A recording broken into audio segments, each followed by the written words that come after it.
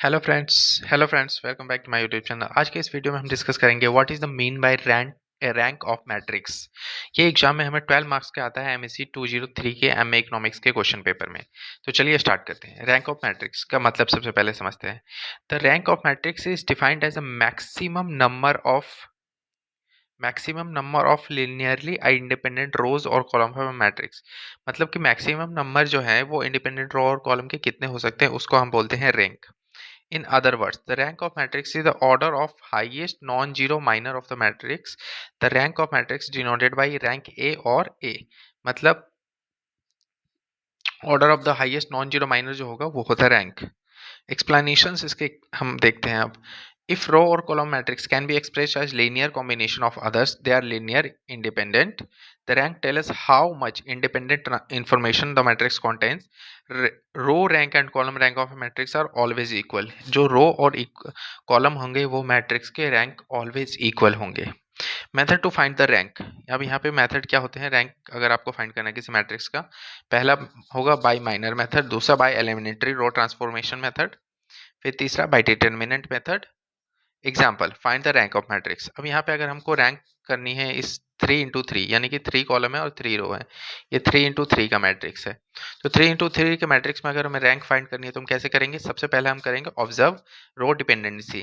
तो second row जो है, सेकेंड रो ये हो गया हमारे second row R2 equal to 2R1, यानी कि ये जो 2 है ये 2R1 के इक्वल होगा। Row 3 equal to 3R1, 3R1। Hence all row are linearly dependent.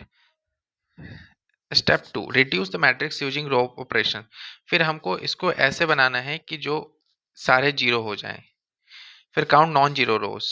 तो हमें नॉन जीरो रो जो है वो काउंट कर लेने हैं। तो रैंक 1 यानी कि ये पहला जो है वो हो गया नॉन जीरो रो और ये हो गई हमारी रैंक। इस तरीके से हमको आइडेंटिफाई करना होता है। Important properties of rank. पहला, rank of matrix can not exceed the number of its rows और कॉलम। मतलब रो और कॉलम के नंबर से ज़्यादा नहीं हो सकती है ये। Row rank equal to column rank, ये भी होगा। Rank of a matrix is 0।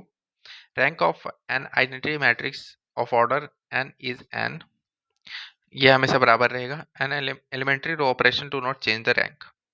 ये 5 अपने प्रॉपर्टीज हैं रैंक के जो हमें याद रखने हैं, एग्जाम में हमें एज इट इज लिखना है। The rank of a matrix measures the degree of linear independence among its row or columns and plays an important role in solving linear equation, economic model and statistics. ये हमें basically rank का use क्या होता है। तो आपको यहाँ पे एक सेपरेट हेडिंग बनानी पड़ेगी, यूजेस ऑफ रैंक, और ये लिखना है आपको। ये एग्जाम में 12 मार्क्स का कवर करता है और आपको जो पॉइंट्स बताए गए उसको एज इट इज पॉइंट बनाएं, फिर उसको पैराग्राफ फॉर्म में लिखें एंड पॉइंट वाइज लिखें। और आपके 12 मार्क्स में से आपको इस तरीके से अगर आप प्रेजेंट करते हैं इसको, पहले मीनिंग, फिर प्रॉपर्टीज, फिर एग्जाम्पल, फिर यूजेस, तो 4 पॉइंट हो गए। हर पॉइंट के लिए आपको 3 नंबर मिलेंगे। तो इस तरीके से आपके 12 मार्क के क्वेश्चन को ये कवर करेगा। तो और भी वीडियोस हमारी MSc 203 के प्लेलिस्ट में जाके देखें और हमारे चैनल को सब्सक्राइब करें। Thank you.